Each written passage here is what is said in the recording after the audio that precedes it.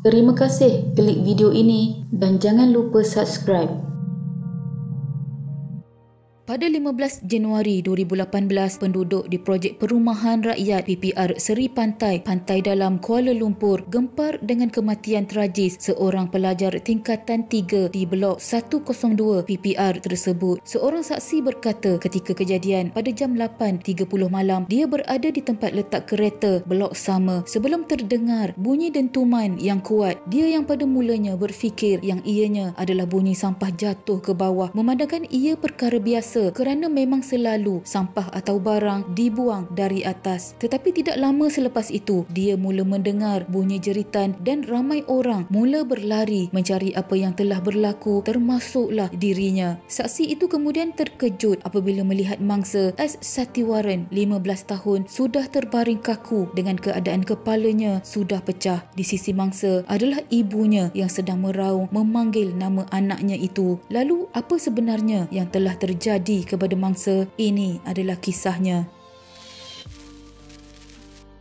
Pada hari kejadian, kira-kira jam 8 malam, mangsa dan ibunya MS Kasturibai berusia 45 tahun baru pulang dari menghantar makanan di rumah abang ibunya. Setelah ibunya meletakkan kereta di parkir, mereka berdua berjalan bersama-sama untuk pulang ke rumah. Sebelum mereka berdua naik ke rumah mereka di tingkat 16, mangsa yang anak bongsu dari dua beradik itu memberitahu ibunya bahawa dia mahu membeli kad tambah nilai telefon kerana ada projek sekolah yang perlu disiapkan. Ibunya hanya menuruti kemahuan anaknya dan menunggu di bawah blok berhampiran dengan kedai runcit. Mangsa telah masuk ke kedai bersendirian dan tidak lama kemudian dia keluar dari kedai tersebut berjalan menuju ke ibunya yang setia menunggu. Sebaik mangsa keluar dari kedai dan sudah hampir dengan ibunya, tiba-tiba satu kerusi yang entah datang dari mana melayang dan menimpa mangsa. Kejadian menyayat hati itu berlaku dalam sekelip mata dan disaksikan sendiri oleh ibunya. Ibu mangsa memangku anaknya dan menggoncang badan mangsa, tetapi malangnya anak itu sudah tidak bernyawa. Ibu mangsa menjerit sekuat hatinya meminta pertolongan yang kemudian telah didengari oleh penduduk di kawasan itu. Salah seorang dari mereka yang berada di situ telah menelefon talian kecemasan bagi melaporkan kejadian.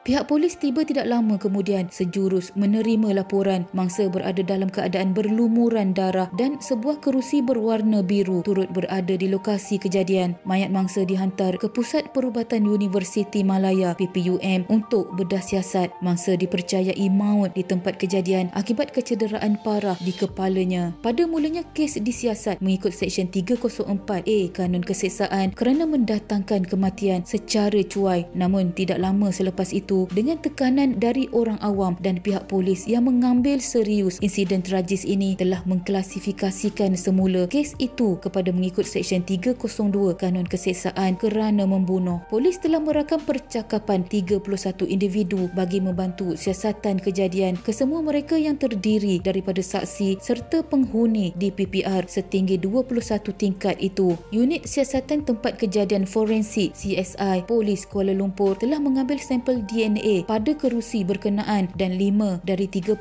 saksi yang ditemu bual dan dirakam percakapan berhubung kejadian itu untuk dibuat analisis. Ketika itu, pihak polis Kuala Lumpur meminta kerjasama orang ramai jika ada maklumat mengenai kejadian ini atau sebarang bahan bukti kes ini. Orang ramai juga diminta tidak membuat sebarang spekulasi dan maklumat hendaklah disalurkan kepada pihak polis.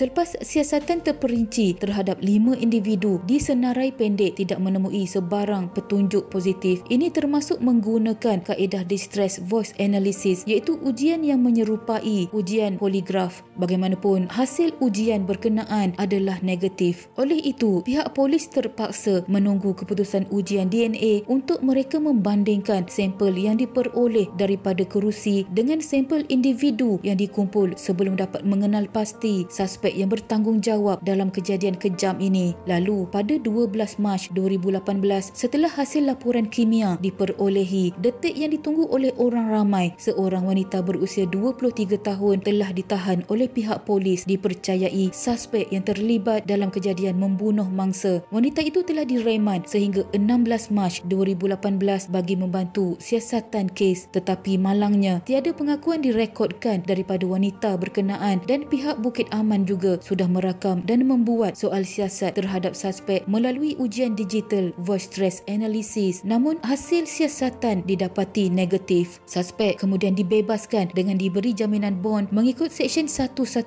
Kanun Prosedur Jenayah di Mahkamah Magistrat Jalan Duta Kuala Lumpur pada 16 Mac 2018. Selepas pembebasan wanita itu, tiada lagi tangkapan telah dibuat oleh pihak polis berkaitan kes ini.